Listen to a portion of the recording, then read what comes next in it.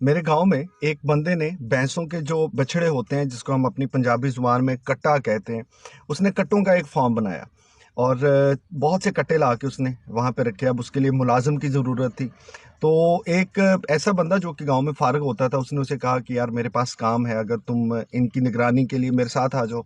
خیر ان کے معاملات طے ہو گئے، تنخواہ کا مسئلہ انہوں نے حل کر لیا اور وہ جو ملازم تھا اب وہ کٹا فارم پہ آ گیا۔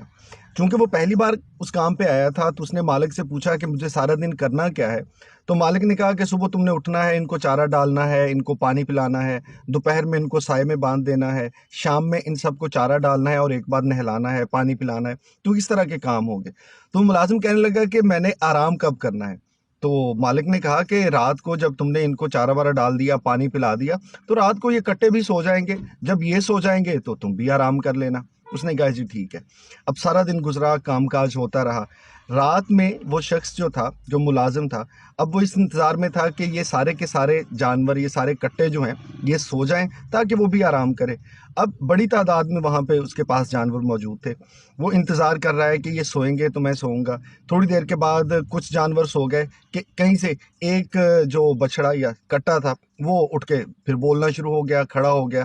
وہ اس کے پاس گیا، دیکھا اس کے سامنے چارہ پڑا ہوا ہے، اس کے پاس پانی پڑا ہوا ہے، اور انتظار کرنے لگا کہ اچھا یہ بھی آرام کرے تو میں سوؤں۔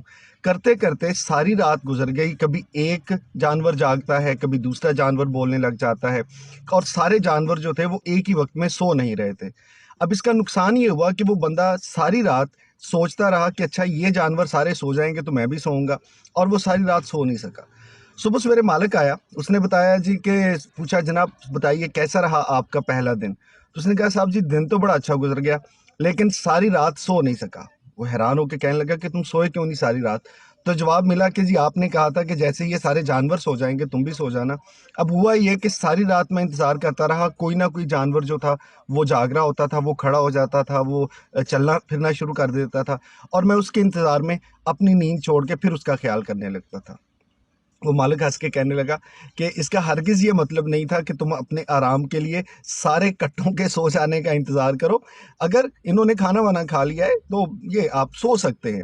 اب اس سے جو چیز مجھے سمجھ آئی ہے واقعہ سن کے اس بندے کی یہ بات سے، کہ ہم اپنی زندگی میں کئی بار بہت کچھ ایسا پلان کر کے بیٹھے ہوتے ہیں کہ کوئی ایک ایسا دن ہوگا جس میں آپ کو اپنے دفتر سے یا کاروبار سے بھی چھٹی ہوگی، آپ کی جیب میں پیسے بھی ہوں گے، آپ کو فراغت بھی ہوگی، آپ کو گھر کا کوئی کام بھی نہیں ہوگا، آپ کی زندگی میں کسی قسم کی پریشانی نہیں ہوگی، تو تب کے لیے آپ نے اور میں نے کچھ پلان سوچے ہوتے ہیں کہ یہ کریں گے، بس تھوڑا سا ہمیں نا ذرا وقت مل جائے۔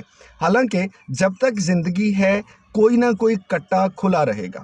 یہ چیز میں نے اپنی اس زندگی میں اب یہ سیکھ لی ہے کہ کبھی ایسا ہو نہیں سکتا کہ سارے کے سارے معاملات جو ہیں وہ بالکل پرفیکٹ ہوں اور اس کے بعد آپ کہیں کہ ہاں بھئی میں نے جو پلان سوچا ہوا ہے زندگی میں، جو کچھ کرنا ہے وہ تب کروں گا اگر ایسی صورتحال ہوگی۔ تو جناب ایسا دن کوئی بھی نہیں آئے گا۔